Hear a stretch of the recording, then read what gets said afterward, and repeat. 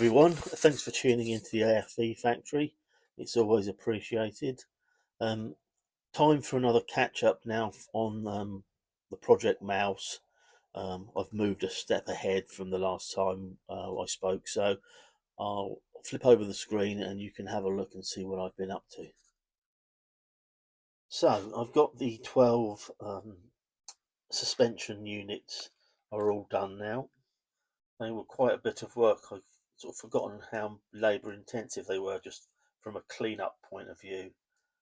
There's quite a few bits on pieces on there, wheels and hubs, etc.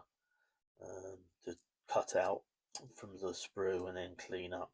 But it's one of those things. It's a bit like doing tracks. You just got to sort of knuckle down and get them done. So I'm pleased I've got to this stage now. It's a decent step forward. As I explained in the last video, I'd had to put this on the back burner slightly because of another project that I needed to do more quickly all of a sudden. So I didn't want this to fall too far behind, as it was going to be one of the two main projects for this year. So yeah, so those are done. The upper deck is done with the exception of the PE, which I'll do fairly soon. I've got some new glue for that, so I'm interested to try this out. This is acrylic glue, so yeah, be interested to see what it's like, and I'll let you guys know how it is. So yeah, so this is a bit of an opportunity now to sort of visually see what I've been talking about with regard to decreasing the size of this side armor. So this is where the suspension units obviously attach to the lower hull, and correspondingly on the inner side of the side armor. So the two versions that were built, 1 and 2, both had the same, or both the two hulls were identical. They both had the same setup for everything, including the suspension. Had the tank gone into production, there was ongoing development all the time in those in those early days. They were trying to obviously save weight. They had to stay within a minimum or stay within a maximum size width-wise, otherwise he wouldn't be able to use the trains. One of the things they did sort of try and work out and was how to best do this big slab of steel on the side. All the options were either wouldn't work, they were too expensive, whether they just milled out this lower section so they had full thickness here, and then the lower section was milled out, which was just the track guard.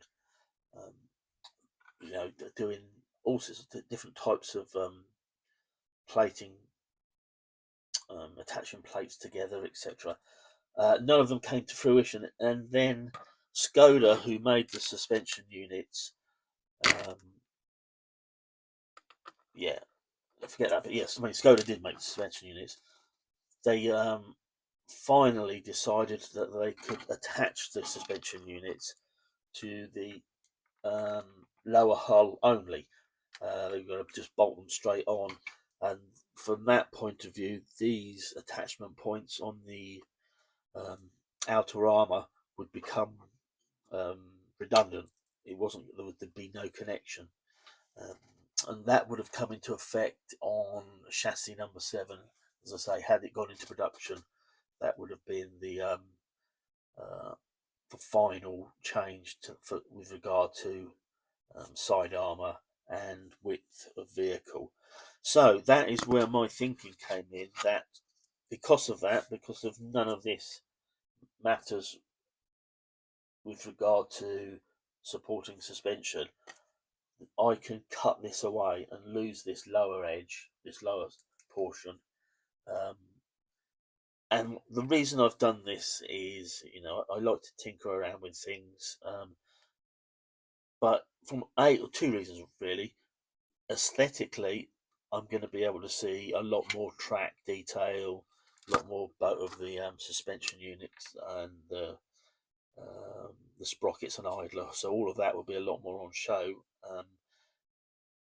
From a what if point of view, removing that would obviously work as a good weight saving exercise. And I am going to replace that. I'm not going to leave it completely gone. I'm going to put some bar armor along on there, so there'll be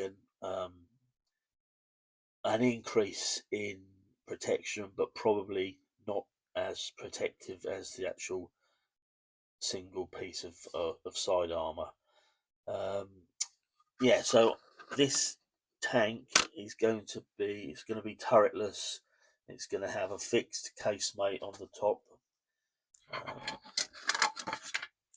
So like so, that will be blanked off and filled out. It'll have a fixed casemate. It'll have a 128mm Pack 44, which was the gun that would have been used anyway. And this is just an exercise as if you had a pile of these chassis not being used because of the factories being bombed out, or you know, any number of reasons that are non-historical, the potential would be to say, well, they're sitting there doing nothing, those chassis. Why don't we use them? And at the same time, let's see if we can't make them a bit, improve them over the original with regard to mobility. So obviously, the main thing there is weight. The removal of the turret was 50 tons. I don't know what this would have been to remove these side plates, but it's going to be a fair chunk of weight saving. I am going to obviously rebuild a casemate here, but not to the thickness and size and weight the turret would have been. It's not going to have a roof on it. It's going to be very similar to, I think, a Nashorn. It's that type of thing. If you think a super heavy Nashorn, that's probably the best description of what I'm aiming for and where I'm going with this. So yeah, there's some reality in there, as always with these things. There is a sort of kernel of truth with the stuff that I do mostly. Um, there's some